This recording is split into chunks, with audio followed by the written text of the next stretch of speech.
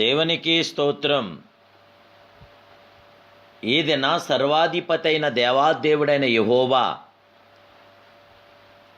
ఉన్నతమైన వాగ్దానం ఆజ్ఞ దీపముగాను ఉపదేశం వెలుగుగాను ఉండును. సామెతల గ్రంథం 6వ అధ్యాయం 23వ వచనం. ప్రియా సర్వాధిపతైన దేవాదేవుని బిడ్డలారా, ప్రభువైన యేసుక్రీస్తు సర్వోన్నత నామములో మీ అందరికీ నా హృదయపూర్వకమైన శుభాలు ఈ ఉదయకాల సమయంలో తెలియపరుస్తున్నాను. దేవుని బిడ్డలారా, మీరందరూ సురక్షితంగా ఉన్నారు కదూ. ఆ మహిమాస్వరూపుడి యొక్క మహాకృప మీతో, మీ బిడ్డలతో, మీ కుటుంబంతో ఉండాలని నిత్యము ప్రభు సన్నిధానంలో ప్రార్థిస్తున్నాను. ప్రభు సర్వాధిపతి అయిన దేవుడు, ఆయనే న్యాయాధిపతి, అధిపతి అయిన ప్రభు. ఆయన ఆజ్ఞ దీపముగాను ఆయన ఉపదేశం వెలుగుగాను మనకుండను. శిక్షార్థమైన గర్దింపులు జీవమార్గములు. దేవుని బిడ్డలారా, దేవుని వాక్యము ద్వారా మనకి ఎంతో జయము, విజయము, ఆదరణను, ఆనందము కలుగుచున్నది. దేవుని వాక్యము నేడు మనందరికీ కూడా గొప్ప త్రావు చూపిస్తున్నది. నీ వాక్యము నా పాదములకు దీపమును, నా త్రావుకు వెలుగే ఉన్నదని కీర్తన 119, 105 వచనంలో మనం చూస్తున్నాం. మీ చేతితో పట్టుకుని ఉన్న బైబిల్ గ్రంథం దేవుని చేత మీకు ప్రత్యేకముగా దయచేయబడి ఉన్నది. అందులో పరిశుద్ధాత్మ స్వరమును వినవచ్చునని నేను ప్రభుపేట తెలియపరుస్తున్నాను. ఆత్మీయ జీవమై ఉన్న వాక్యములు, మీరు నడవలసిన దైవ చిత్తానుసారమైన మార్గం మీకు తెలియజేయుచున్నది పరిశుద్ధ గ్రంథం. బైబిలు ప్రవచన వాక్యంలో నిండి ఉన్నది. ఇంతకంటే స్థిరమైన ప్రవచన వాక్యం మనకున్నది. తెల్లవారి వేకు చుక్క మీ హృదయములలో ఉదయించే వరకు ఆ వాక్యము చీకటి గల చోటు వెలుగుచు దీపమైనట్టుంది. దాని యందు మీరు లక్ష్యమించినట్లా మీకు మేలు అని 2 పేతురు 1:19 మనం చూడగలుగుతున్నాం. దేవుని బిడ్డలారా, సముద్రం పొంగుచున్నది, తుఫాను విసురుచున్నది, కటికి చీకటి ఆవరించుచుండగా నావికునికి వేకు చుక్క కనపడి త్రావను తెలియచేయుచున్నది. ఏ మార్గమున వెలుచున్నానని అతడు గుర్తించును. నావికునికి వేకువ చుక్క ఎంతో ఆ ప్రకారమే బైబిల్ గ్రంథం మనకున్నది. దేవుని బిడ్డలారా, ఆజ్ఞ దీపముగా ఉన్నది, ఉపదేశం వెలుగుగా ఉన్నది. శిక్షార్థమైన గర్దింపులు జీవమార్గంలోని మీరు గుర్తించండి. పరిశుద్ధాత్మ దేవదేవుడు, మన ప్రియ సర్వాధిపతి అయిన ప్రభు, న్యాయాధిపతి అయిన దేవుడు మనకున్నాడు. మనకింతటి గొప్ప అద్భుతమైనటువంటి వాక్యాన్ని మనకు అందించాడు. వాక్యమైన యేసు, వాక్యమే యేసు, యేసే వాక్యం. మనం ఎప్పుడైతే దేవుని వాక్యం నందు నిరీక్షణ విశ్వాసం కలిగి ఉన్నామో, ఈ ప్రవచన వాక్యం నందు ఉన్నామో, అప్పుడే మన జీవితంలో ఎన్నెన్నో అద్భుత కార్యాలు ప్రభు జరిగించగల గొప్ప దేవుడు.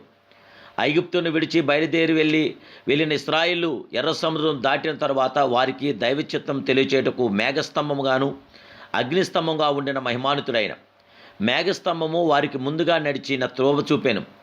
ఎక్కడ దిగవలను, ఎన్ని దినములు ఉండవలను అని మేఘస్తంభములే నిర్ణయించను. అందువలన వారు దైవ చిత్తంను గూర్చి చింతించవలసిన అవసరం లేకుండా పోయింది.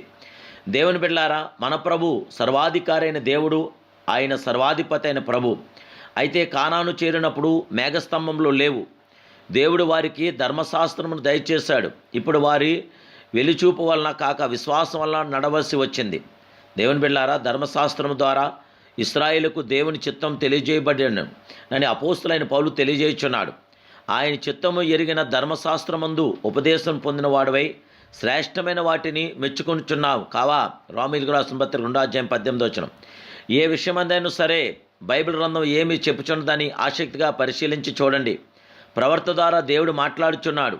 యెహోవా గ్రంథమును పరిశీలించి చదువుకోనండి. యెషయా గ్రంథం 34:16. దేవుని బిడ్డలారా, మీరు దేవుని గ్రంథాన్ని చదవండి, పరిశీలనగా చదవండి. దేవుడు తన ఉన్నతమైన ఆలోచనలతో కలిగి ఉన్నాడు. దేవుడు తన ఉన్నతమైన తలంపుల ద్వారా మనం బలపరచబడాలి. భిన్న బోధనల గురించి ప్రశ్నలైనను సరే, జీవిత సమస్యలకు సంబంధించిన ప్రశ్నలైనను సరే, బైబిల్ గ్రంథమందు జవాబులు కలవు. కాబట్టి బైబిల్ గ్రంథము నామకార్థముగా చదవక బెరయా క్రైస్తవుల వలె ప్రతి దినము లేఖనలను పరిశోధించండి. తప్పకుండా లేఖనము ఎంత పరిశోధన సత్యమైన లోతుగాను బహుదూరంగా ఉన్నది. పరిశుద్ధాత్మ దేవదేవుడికి మహిమార్థంగా దేవుని వాక్యాన్ని లోతుగా చూడండి.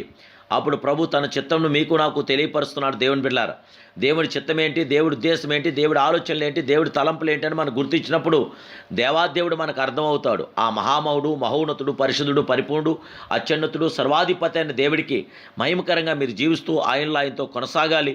ఆయన నామానికి మహిమార్థంగా ముందుకెళ్ళాలి. లోకాన్ని జయించాలి. లోకాన్ని జయించే జయం మన విశ్వాసమే కనుక ఇప్పుడే ఆయనందు మీరు ప్రార్థనందు పట్టుదల కలిగి ఉండండి. మీకు తప్పకుండా క్షేమాభివృద్ధి దేవుడు కలుగు చేయగల దేవుడు. దేవుని కృప మీతో ఉంటుంది, దేవుడి సన్నిధి మీతో ఉంటుంది, దేవుడు ఎల్లప్పుడూ మీతో ఉంటాడు. ప్రార్థనందు గొప్ప పట్టుదల కలిగి దేవుని వాక్యం ముందు నిలకడ కలిగి దేవుని వాక్యములు ముందుకు సాగండి.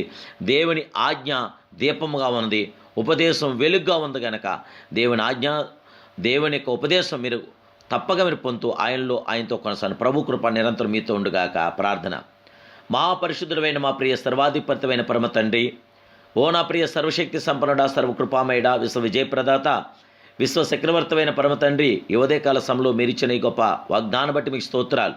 ఆజ్ఞ దీపముగాను ఉపదేశం వెలుగుగా ఉండని దేవుడు ఉన్నావా మీరు వాగ్దానం చేశారు. నీ ఆజ్ఞ ప్రకారం, మీ ఉపదేశం ప్రకారం మేము మీతో కొనసాగటాన్ని మీకు మాకు దయచేసి ఏ షాదులోని కీళ్ళలోని బిడ్డలు ఎవరు ఉండకుండా అందరికీ అంతటా కూడా శాంతి, సమాధానం, నెమ్మది, ఆదరణ బిడ్డలు దయచేయమని, పరిశుద్ధాత్మ మీ జయ విజయం దయచేసి బిడ్డలందరికీ నిండుగా మెండుగా మీ దీవుల ఆశీర్వాదాలు దయచేయమని అడుగుచున్నాను పరమ తండ్రి.